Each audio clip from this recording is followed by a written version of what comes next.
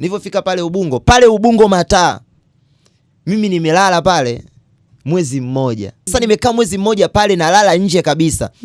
Nikapata akili ya kuchukua pikipiki ya mkataba. Ilikuwa kuna muda na kesha, unajua nilikuwa nafanya zile bodaboda za kuunga, watu wanajua. Nimefanya prank ya uchizi ya viboko.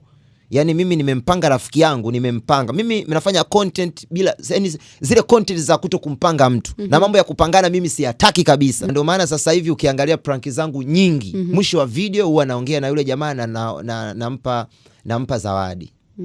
Huwa naongea naye, namwambia bwana, sisi tulikuwa tuna shoot na hii video tutaipandisha mtandaoni. Sawa? Kwa hiyo sababu tumekuchosha hapa kidogo, tunaomba tukupatie chochote, alafu tupige picha. Kama unafuatilia hizo content za sasa hivi, tunapiga picha kabisa, unatona na mimi nimekaa kichizi. Okay. Dunia sasa hivi na vijana ambao wamesema kuiba hapana, kuombaomba hapana, nyumbani lazima tutoke, tujilipie kodi, tutengeneze familia zetu wenyewe kwa kujishughulisha wenyewe, kwa kutumia tu mtandao. Kwa maana ya sisi tutatengeneza maudhui, tutawapa walaji, alafu wao wataamua watu support au watuache tu tuonekane kama tunavyotaka tuonekane sisi hivi. So kuna vijana wengi ambao wameamua kujiajiri, na kiukweli ajira yao inakubalika, si kwa wakubwa, si kwa vijana, si kwa watoto. Wanawaelewa kile wanachokifanya. I bet siku zijazo basi kila mtu atanufaika na kile ambacho aliamua kukiamini. Yes, content creators dunia ya sasa hivi inawataka sana, kwa sababu wana create vitu ambavyo pengine hujawahi kuviwaza, na pengine ukikiona unahisi kama ni cha kweli, kumbe kimepangwa. Sasa kwa Tanzania tumebarikiwa bana, tuna prank master. Yani huyu watu wakifanya prank, yeye ndo anakuja kuambia kwamba mimi ndo master wenu, nisikilizeni mimi, alafu mtajua nini tunafanya kwenye hiki hapa. So leo nimemuita Kawanga studio, nataka tupige naye story. Huyu ndo prank master kwa hapa Tanzania, kama yeye ambavyo amejipa cheo hicho. Nataka nijue alianzia wapi, amefikia wapi, future anaiona kwenye hilo jambo ambalo analifanya. Kama umepita mtandaoni ukakutana na jamaa kama cheese hivi, anawazingua watu, wanampiga, wengine wanamuonea huruma kweli, na vitu tofauti kama unavyojua. And of course siwezi kuwalaumu wanaompiga, kwa sababu me nimewahi pigwa kofi na cheese. So hakuna mtu ataniletea prank za uchizi nikamuelewa, nakaa naye mbali. Anyways, karibu sana. Niko na Silent Ocean, Simba wa Bahari. Ukiagiza nao haujapoteza. Lakini pia niko na Magic Beauties International. And of course niko na prank master Kawanga. Now, let's do this my brother. Mambo? I say safi. Uko poa? Niko poa sana. You look fine kwenye hiyo kodi yako. Yani kama chizi kweli. Ni kweli. Uko sawa? Niko sawa sana. Nafurahi kuwa hapa muda huu. Oh yeah? Naam. Tukuletee maji, soda, biskuti baadaye au chakula kilichooza baadaye. Karibu sana bana. Asante sana. Kwa mtu ambaye anakuona kwa mara ya kwanza, Kawanga ni nani? And unajitambulisha vipi? Kama ndo unataka upewe deal sasa. Sasa tuelezee Kawanga ni nani, unajitambulisha vipi? Mimi kwa jina naitwa Kawanga. Na kitu ambacho nakifanya sasa hivi ni prank. Kwa hiyo hivi prank kwa Kiswahili tunasema? Prank naweza nikasema ni kitu cha kushtukiza, yani kwa mimi naona ni kitu ambacho. So it's surprise? Yeah, no. Okay. If you say so my brother. No. So jina lako halisi ni nani? Kawanga. Kawanga Itendo? Kawanga Itendo ndo jina langu rasmi kabisa. Okay. Naam. By the way, kitu msichokijua, huyu jamaa ni Muislam swafi kabisa. Yani anaijua Quran vizuri. Tutapiga story. Naam. Kawanga, niambie hizi mishemishe hizi za kuprank watu na nini, ulianza lini? Okay, toka nianze kufanya prank mpaka sasa hivi ni miezi 5. Wait. Miezi 5. Miezi 5. Wait a minute. Yani toka nianze kufanya prank mpaka umeanza mwezi wangapi? Nadhani 12. Yani nimeanza mwezi wa 11. Okay. Mwezi wa 11, lakini haikuwa prank. Yani ule mwezi ule nimejaribu vitu vingi. Okay. Unajua yani mitandao ni kitu ambacho nilikuwa natamani kwamba kuna siku nitakuja kufanya kitu, lakini nilikuwa sijui nifanye jambo gani. Yani nilikuwa natamani kwamba. Hapo kipindi hicho uko wapi? Kipindi niko Manyara. Wewe ni mtu wa Manyara? Hapana, mimi ni mtu wa Tunduru na Kapanya, huko ndo nyumbani. Lakini nilivyotoka Tunduru nikaenda Tanga kusoma dini. Nilivyotoka Tanga kusoma dini nikaajiriwa kufundisha chuo Manyara, yani kama ustadhi wa madrasa. Kwa umeacha kufundisha watoto chuo, umekuja kuprank watu. Kuna sababu ambazo zimenipelekea mimi kuacha. Nipe hizo sababu nikuelewe kijana. Okay, sawa. Mimi nimetoka kusoma dini. Nilipotoka kusoma dini nikaajiriwa Manyara kama ustadhi kwenye msikiti wa Ansar. Wait a minute, unanichanganya bro. Yani ulikuwa ustadhi kabisa? Ustadhi yani natoa hutuba za Ijumaa. Nimetoa hutuba za Ijumaa ndani ya miaka 5. I can't with you. I can't.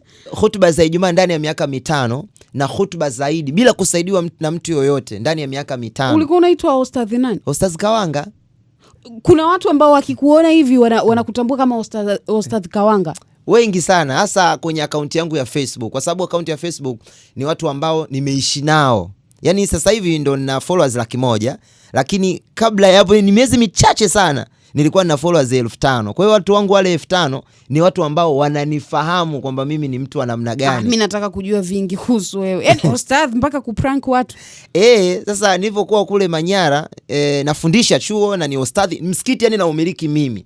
Kwenye kila kitu mimi ndo naendesha. Wanafunzi ninao wengi na wafundisha, wanaenda kwenye mashindano ya Qur'ani kwenye hadi mkoani na wanashinda, na yani ni kama mwalimu, ninawafundisha vijana, wanatoa hutuba za Ijumaa vijana. Yani unavyoiongea tu hutuba na kuelewa ustadhi, si unanielewa? Ndio. Sasa baadaye unajua mimi nilikuwa ni kijana, yani nimetoka kufundisha bado mdogo. Nikawa nafundisha pale. Na pale malipo yalikuwa ni 80,000 kwa mwezi. Sawa? Yani nimefundisha ndani ya miaka hiyo yote nalipwa 80,000 kwa mwezi. Lakini bahati mzuri ni kwamba wanakukusanyia, wanakupa 1,000,000 ya pamoja. Lakini si kazi ya Allah. Ni kazi ya Allah. Alafu nilikuwa sina majukumu. Nakula kwa mudiri. Yani mudiri nakula ni CEO wa msikitini pale. Ndo nakula kwake. Kwa hiyo sina majukumu yoyote. Nikipata ile hela ni kubwa na wasaidia wazazi wangu. Sasa baadaye majukumu yakaanza kuwa makubwa. Hapo mchezo ndo ukabadilika. Hapo ndo mchezo ukabadilika. Majukumu yalivyokuwa makubwa nikawaambia, kwa sababu mimi nilikuwa nafundisha lakini pia baadaye nikawa naenda kusomea kitu kingine, nikawa najifundisha ufundi simu. Baadaye nilivyojua tayari ufundi simu, nikafungua ofisi yangu ya ufundi simu. Kwa hiyo nikawa nafanya kazi ya ufundi simu pamoja na uwakala. Sasa majukumu sasa yakawa ni mengi sana. Nikawaambia kwamba jamani, mimi nataka niache kufundisha. Ulikuwa unafanyia huko Manyara hiyo kazi? Hapo yani hapa msikitini. Ufundi simu hapa pembeni. Ulikuwa audanganye watu, maana mafundi si wanaaminika kwamba ni fundi kabisa. Sasa ustadhi tena yani ni fundi nimejifundisha, nikawa nafundisha pale. Nafanya kazi ya ufundi.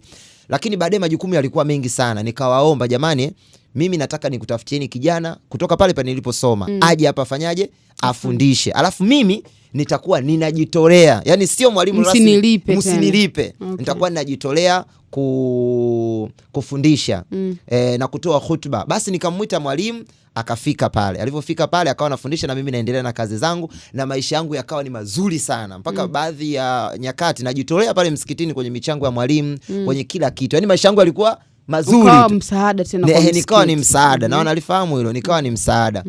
Sasa baadaye nimekaa kama miaka 2-3 nikapata mtihani. Yani nikapata changamoto. Nilipopata changamoto yani niseme kama nikafilisika. Nikawa sina hata 100. Ulikuwa umepata changamoto gani? Yani kuna changamoto za kuaminiana. Kuna mtu alikuwa na kibiashara. Kwa hiyo mimi nikafeli kibiashara. Sasa unajua ukiwa na biashara unakuwa una hela kama mfano 5,000,000, alafu zingine zinakuwa sio zako. Yani watu wamekuaminia zinazunguka. Sasa nilipopoteza nikapoteza zote hadi hela za watu. Kwa hiyo mimi ikanibidi sasa niuze kila kitu. Nikauza kitanda, nikauza godoro, nikauza TV, nikajaribu kulipalipa yale madeni ya watu. Alafu sababu sina biashara tena pale kijijini, na watu wanaendelea kunisumbua kunidai, ndo nikatoka sasa Manyara, nikaja hapa Dar. Ukiona maana ulikimbia madeni. Nilikimbia. Nikaja hapa Dar. Nilivyokuja hapa Dar, sina hata shilingi 100. Yani nimefika pale Ubungo Mataa pale. Umekuja enzi za Ubungo? Stendi ni Ubungo? Ni mwaka jana mwezi wa 2. Sijui unanielewa. Nimekuja pale Ubungo pale. Nilipofika wewe unatokea hii njia ya nanili ya Arusha? Ya Arusha. Nimefika pale Ubungo. Nilipofika pale Ubungo Mataa, mimi nimelala pale mwezi mmoja. sina kitu cha kufanya hapa da. Yani ni mwezi mmoja. Hiyo asubuhi unaenda wapi, unarudi kulala hapo? Sina kwa kwenda, sina kwa cha kufanya. Unakula nini? Unaogaje? Dada yangu kuna muda mwingine huwa namtaje sana Dakulu. Yeye ni mtu ambaye alikuwa pia ananisaidia. Yani nampigia simu ananisaidia, anatumia. Dakulu ni nani? Ni dada yangu baba mmoja mama mmoja. Okay. Alikuwa ananisaidia hela za kula. Muda mwingine naenda kwa matrafiki na waeleza, jamani mimi nina shida ya kula, mimi nisaidieni kula tu. Mkubwa. Ndivyo? Eti nauliza ulikuwa mkubwa kati mwaka jana. Ni mwaka jana. Hivi nilivyo. Unajua na kuuliza hivyo kwa sababu gani? Mimi naonaga hata watu wakiwa wanaomba msaada, mtu anakuambia, "Wewe una nguvu kabisa, si ukafanye kazi." Sasa mimi sijui kivipi yani, lakini akili yangu ilikuwa inajua kwamba kuna kitu inabidi nifanye. Sawa eh?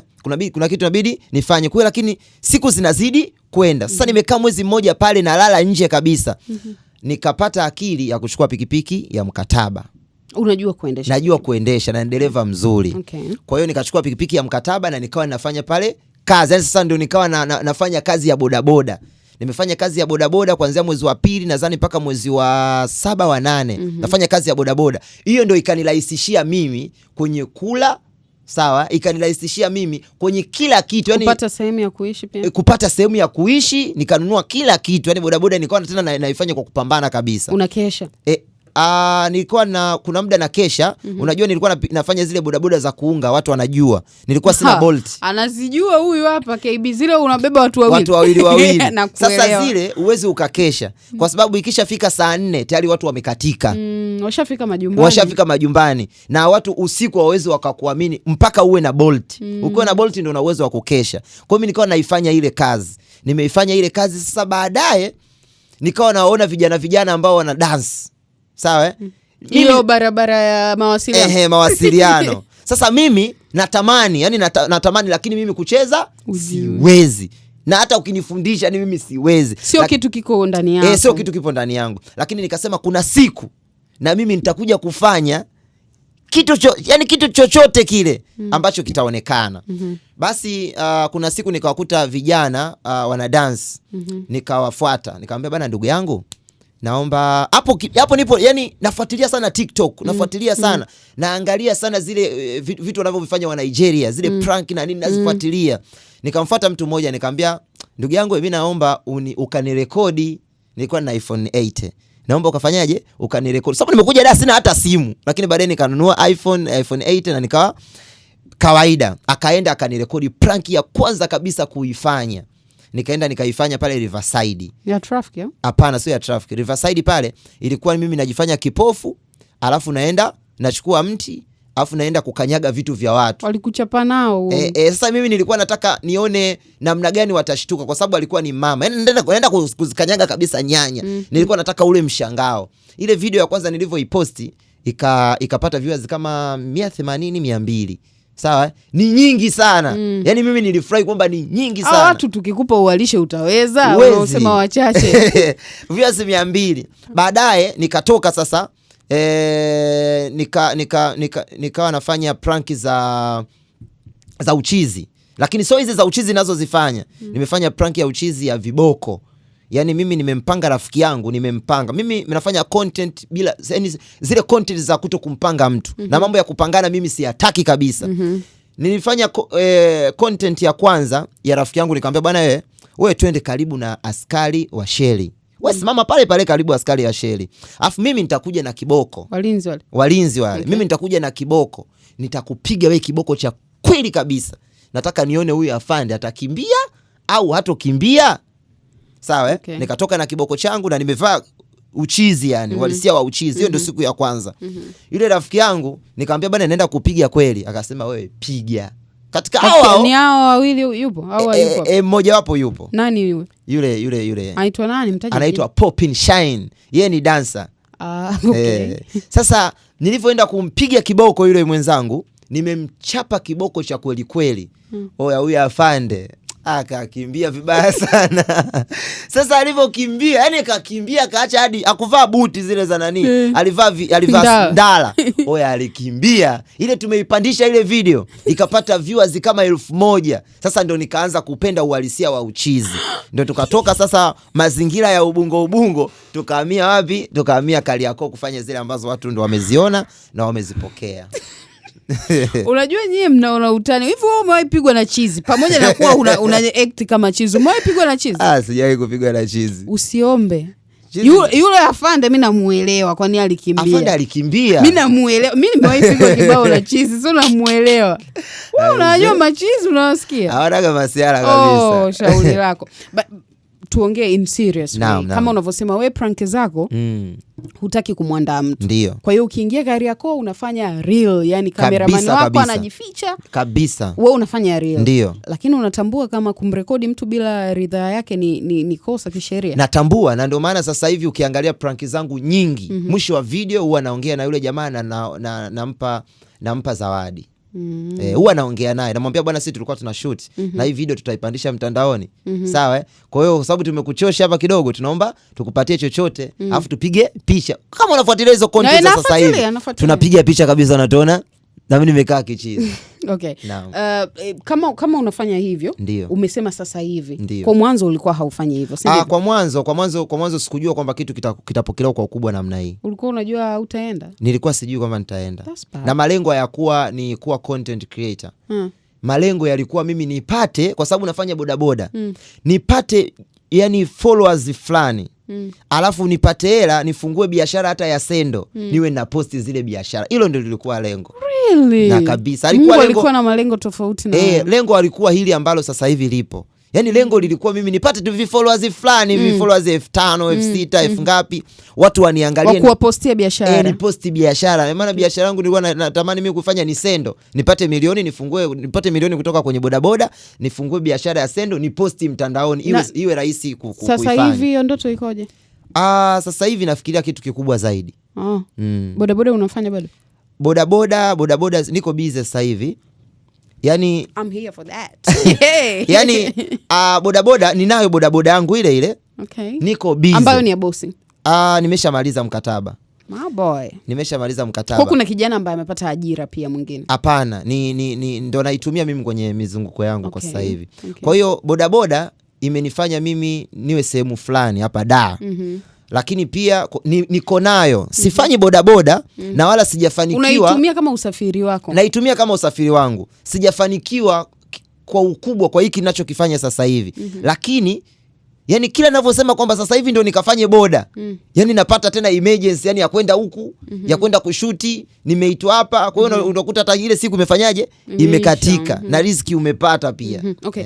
Mimi kuna content yako moja naipenda. Content umeenda sokoni, wanakufukuza afu mama mmoja ndo akakupa mboga kwamba ukapike. And then yule mama ulimpa hela 50,000 kama sijakosea, na ukasema nitarudi tena watakuchangia. Story kama hizi ni story ambazo haujapanga watu. Lakini inaonyesha kwamba watu wema bado wapo. Ni kweli. Natamani uniambie challenge uliwahi kukutana nayo. Mimi kwangu hiyo ni story ambayo ilinigusa, like okay. Kumbe pamoja na kuwa sasa hivi kuna watu wengi waizi, matapeli na nini, lakini kuna watu bado wanaamini kwenye kuwa wema. Na tunawaona kama hivyo. Natamani nijue story ambayo wewe ilikugusa sana kwenye hizi kufanya prank, alafu na story ambayo ilikuwa kama imeleta changamoto, yani changamoto kubwa ambayo ulikutana nayo kwenye kufanya prank. Sasa hapo nataka nizungumzie kwa yule mama au nizungumzie kwenye prank zote? General, yani wewe hapo uzungumzie general. Mimi hiyo yangu usiibe. Hiyo yangu my favorite. Wewe favorite content yako au favorite moment ambayo umewahi kukutana nayo kwenye hizo kazi zako, hizo prank zako, na changamoto ambayo umewahi kukutana nayo? Changamoto ni nyingi. Moja ambayo wewe unaiona hii, unajua kuna changamoto zile tunazionaga tu ni changamoto, ni kawaida. Kuna hiyo moja ndio inakugusa like this is big. Ni kupigwa. Kupigwa si ushasema usikie maumivu? Kupigwa ndio hivyo, usisikii. Yani changamoto ni kupigwa. Lakini mimi yani kupigwa kuingia sana akilini mwangu. Kuna kipigo kimoja kiliingia kuliko vyote, ndio iko na kitaka. Kipigo ambacho kiliingia kuliko vyote? Ni kipigo cha kama kijatokea Kariakoo hicho. Ni kipigo hapana, ni kipigo cha Tandika nilipigwa. Nilipigwa sana. Alafu ni kipigo pia cha Kariakoo nilipigwa sana. Ile sikuiposti. Yani ile sikuiposti kabisa. Yani nilihofia kwamba inaweza ikaleta shida kwa familia yangu. Oya, ile nilipigwa. Ulitoka madamu nini? Sikutoka madamu. Yani nilipigwa. Yule jamaa alikuwa ni wala sio mokota makopo. Yani sio kichaa wala sio mzima, yani ni jamaa fulani hivi yuko katikati hapo. Sikwenda hata kumprank yeye, nilikuwa na mprank mtu mwingine. Oya, akachomoka huko mtu akaanza kunipiga, lakini mimi siendi kushuti kupigana na watu. Sasa wakikupiga kama hivyo kameramani wako anatoka pale kukuokoa au ndo hizo mnazitaka? Yani ikiwa kameramani atanifuata pale akaacha kurekodi, yani mimi nina mawili. Kufikiria nimepigwaje alafu video pia haipo. Yani wewe unahitajika urekodi tu, usinifuate. Wataniokoa wengine. Yani wewe rekodi, mimi nataka video yangu. Unafahamu unachokifanya ni hatari? Ni hatari sana, lakini nakipenda sana. Yani mimi kuna muda naona asubuhi haifiki ili niende location. Location unaenda daily? Nikienda leo naweza nikapata video za kuposti hata siku 3 siku 4. Unashoot video 4? Inashoot video zitakazopatikana, lakini ni kuanzia 4. Sehemu tofauti. Sehemu tofauti. Okay, maana naingia location saa 5 asubuhi mpaka saa 9. I love that. Kumbe una ratiba kabisa. I love that. Kuanzia saa 5 mpaka saa 9. Yani hapa ndo kipindi ambacho sipatikani kwenye simu. Nazima kabisa simu. Okay. Kwamba niko location. Nikitoka ndo nawasha simu na edit kazi na post. Kwa hiyo ni kazi kama kazi nyingine. Yani wewe kama unaiona kama anacheza, mwenzako ni kazi kama kazi nyingine. Ndio maana akiingia yuko serious kabisa, nazima simu yake. So we better respect that. Okay, Kawanga. Naam. Niambie familia yako. Unajua kuna ile sisi tunaweza tukawa familia zetu hawaoni tunachokifanya mtandaoni kwa sababu familia zetu sio watu wa mitandaoni sana. Lakini kuna watu ambao wakikuona wanaenda kuwaonyesha familia kwamba mbona kama kijana wenu kawa chizi sasa hivi. Unaona anachokifanya. Familia ishakwambia chochote kuhusu hilo na umewaelewesha vipi mpaka wakakuelewa? Okay, sawa. Kuhusiana na mambo ya kifamilia, mimi niko na mamangu mzazi. Babangu mzazi alifariki mwezi wa 11. Pole sana. Baba alifariki wewe ndo ukaanza hizo kazi? Yani alivyofariki mimi ndo nina kama video kama 2-3. Lakini hakujua. Hakujua ndio. Okay. Na mimi sijaenda kumzika babangu. Si unanielewa? Kwa sababu siku anofariki mimi sina hata 100. Siku ile anafariki babangu. Dada nani yule? Dada unajua mimi mpaka sasa hivi naongea na miaka 9 sijaenda nyumbani. Umenielewa? Nilikuwa Manyara, nimetoka Manyara nimekaa miaka mingi, nikaja hapa Dar es Salaam mwaka jana. Sawa, hiyo siku ambayo babako amefariki. Ile siku babangu amefariki. Yani kuna vitu ambavyo mimi nilikuwa na viwaza. Kwanza sitowahi msiba kwa sababu amefariki Tunduru. You have to be there hata kama wamezika, lakini unatakiwa uwe msiba. Nisikilize. Sitowahi msiba. Hilo jambo la kwanza.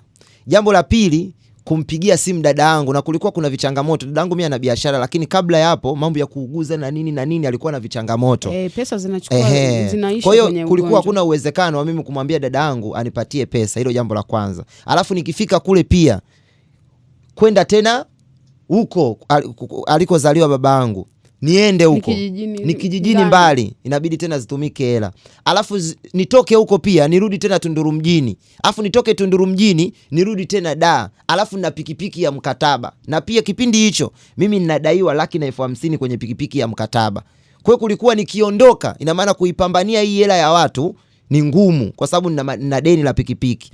Alafu pia nikipatiwa sawa, naweza nikapatiwa nauli ya kufanyaje, ya kwenda, nauli pia za kurudi. Kwa hiyo kwa ufupi, sikwenda kumzika babangu na babangu amefariki, hajui hiki ninachokifanya. Hilo ni jambo la kwanza. Mamangu mzazi kwanza kwenye hilo pole sana kwa sababu I know how it feels. Asante sana. Mamangu mzazi na dadangu Kulu na mdogo wangu Uwesu, hawa ni watu ambao walikuwa mwanzoni, yani sio mwanzoni, niseme tu nimtoe mama, lakini hawa watu wawili walikuwa wanani challenge sana kuhusiana na masala haya yanayofanywa. Walikuwa hawataki kabisa. Kutokana na nyumbani ni udini sana. Licha ya udini, lakini pia walikuwa wanaona ni hatari, itaniletea shida. Sasa hawa kwa sasa hivi, dada Kulu mpaka sasa hivi yeye hataki. Lakini mama yangu amenielewa kwa hiki ninachokifanya, kwa sababu huenda mama hajakuelewa, lakini she have nothing to do, unajua. Lakini kitu kingine, juzi nimpigiwa simu na kakaangu. Yani kakaangu ni ndugu wa mamangu, lakini pia kakaangu yuko hapa Dar. Ananipigia simu ananiambia, Kawanga, nimeona video zako. Naomba kuanzia leo, yuko Dar, naomba kuanzia leo usizifanye hizo video. Juzi Si umenielewa?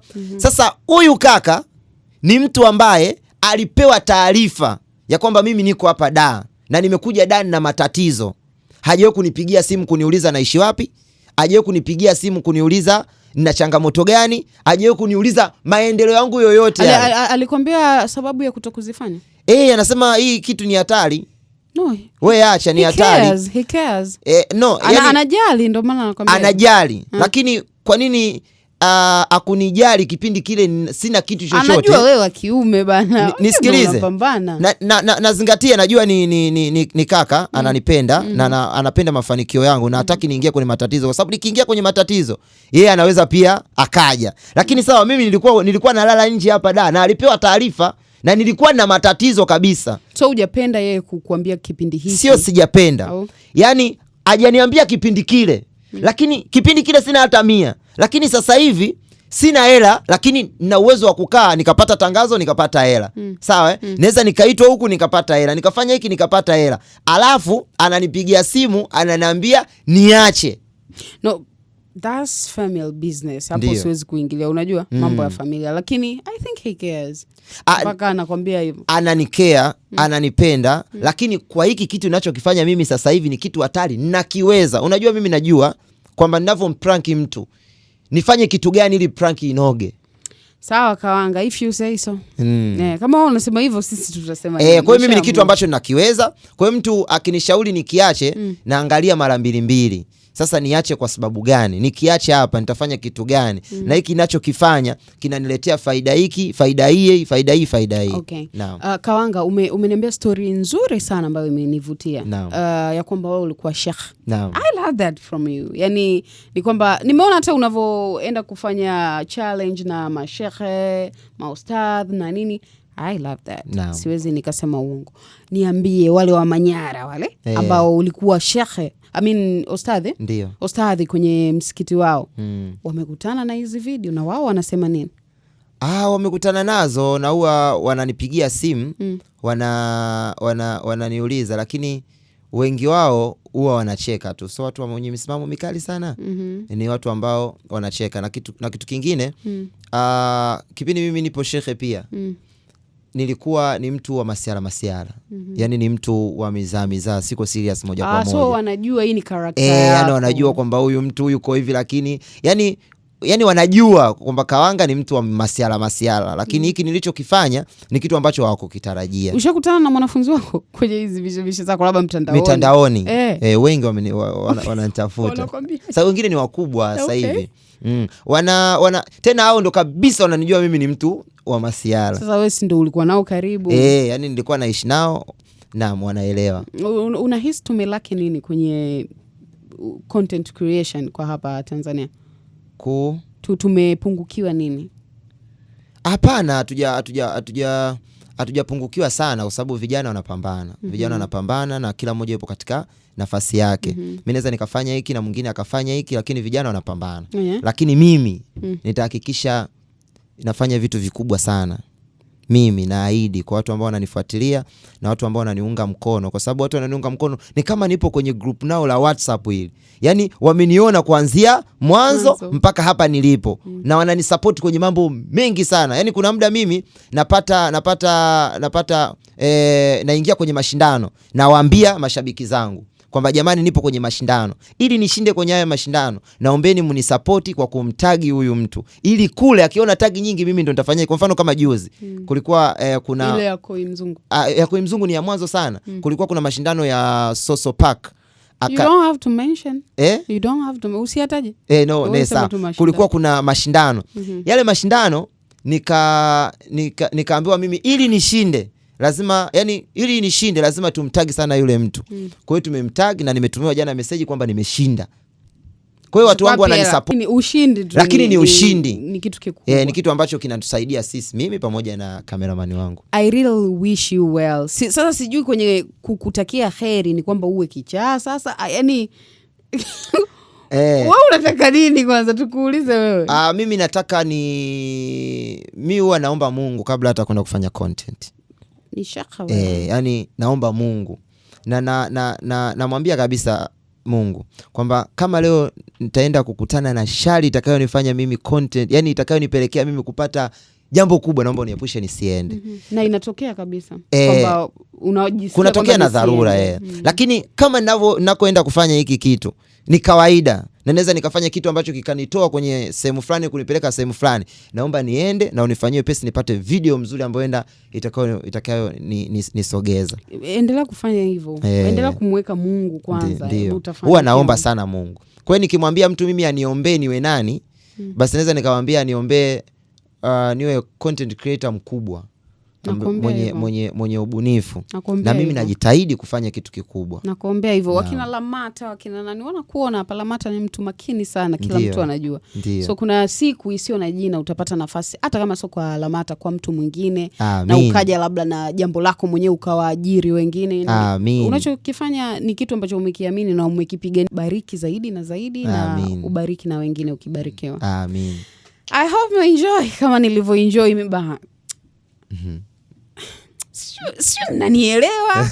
Dini anaijua. Mambo ya mitandao anajua. Sasa utamdanganya nini? Anyways, I'm your girl Sarafina Jerry. Yes, mimi ni Binto Jerry. Behind the camera nilikuwa na KB Pixel, ndugu yangu Prank Master Kawanga nilikuwa naye hapa, na I hope story yake imekufundisha kitu. Miki kubwa ni usikate tamaa. No matter what. Usikate tamaa. Sijui umejifunza nini, lakini kama umejifunza ndo hicho tunachotaka sisi. Wewe ujifunze uzidi kuwa bora. Mimi na wenzangu wote tunasema we love you and thank you.